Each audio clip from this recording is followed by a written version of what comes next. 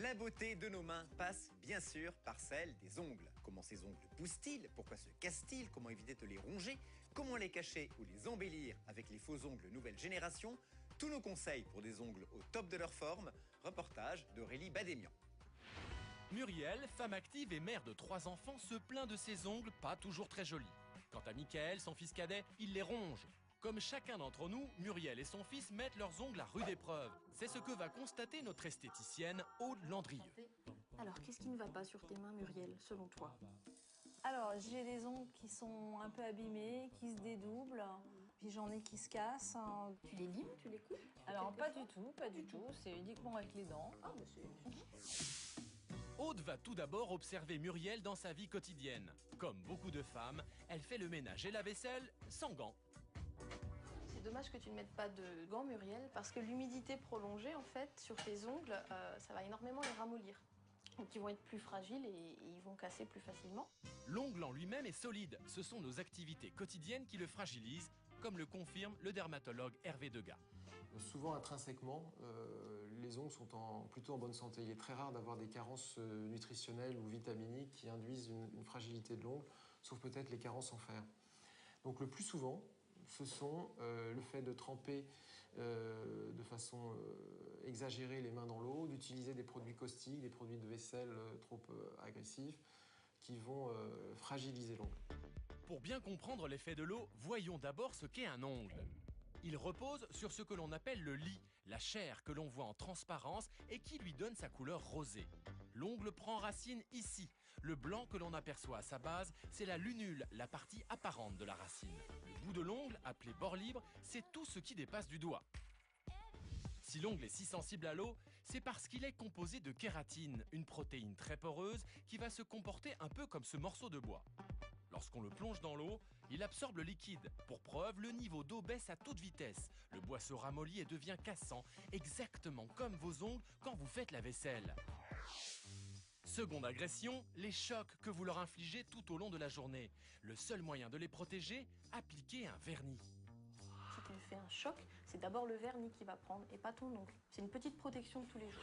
Le vernis protège en effet des chocs, mais aussi de l'eau. La preuve avec cette nouvelle expérience. Retrouvons notre morceau de bois que nous allons cette fois-ci vernir. Et regardez, après l'avoir laissé tremper dans l'eau pendant 3 heures, le niveau d'eau reste intact. Le bois n'a rien absorbé. Le vernis a fait barrage. C'est exactement la même chose que sur vos ongles. T'arrêtes avec tes doigts. Et voici la 3e source d'agression, l'onychophagie, autrement dit, se ronger les ongles. Un Français sur 3 souffrirait de ce TOC. Alors, petite astuce. Quand tu regardes la télé, tout simplement, tu prends un objet sur lequel tu vas détourner ton attention et ton stress, une petite balle anti-stress ou ton trousseau de clés, et tu le touches. Tu le retournes dans tous les sens, ça évitera de mettre tes doigts dans ta bouche. Et pour les femmes, il existe une façon radicale de masquer les ongles abîmés, c'est la pose de faux ongles.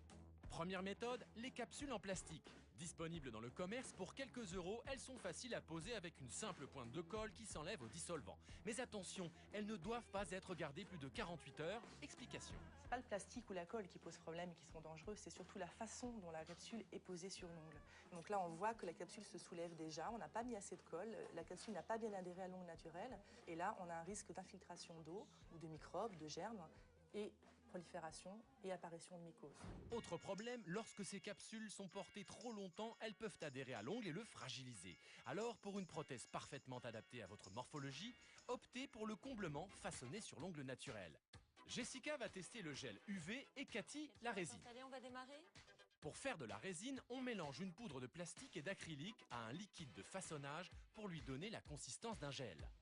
On va poser directement la résine sur l'ongle. Pour cela, la prothésiste place un tuteur en papier à l'extrémité de l'ongle. Cette échelle allant de 1 à 5 permet de définir la longueur désirée. Quand on travaille sur forme, on pose la résine de façon beaucoup moins invasive. On n'est pas passé par le système de capsule avec la colle. L'application doit se faire rapidement car la résine sèche et se durcit vite. Il suffit alors de la limer aux extrémités pour lui donner la forme d'un ongle. La résine semble faire corps avec les ongles naturels de Cathy. Une sensation très particulière. La résine est une matière très très dure, donc elle va vraiment avoir la sensation d'avoir quelque chose d'étranger sur ses doigts, mais elle va aussi avoir l'impression d'une solidité.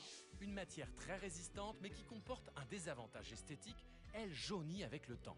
La résine est une matière plus poreuse, elle est beaucoup plus sensible aux agressions. C'est au contact de la lumière qu'elle se détériore, comme le prouve cette expérience.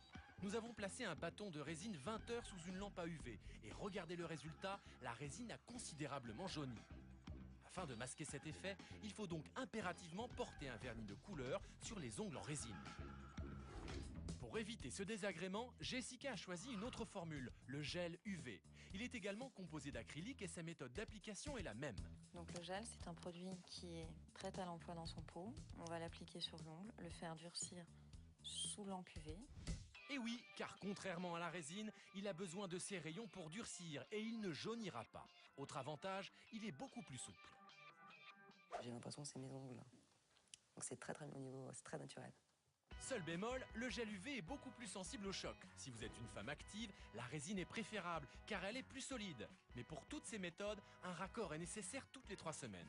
Vous avez maintenant toutes les clés pour être belle jusqu'au bout des ongles.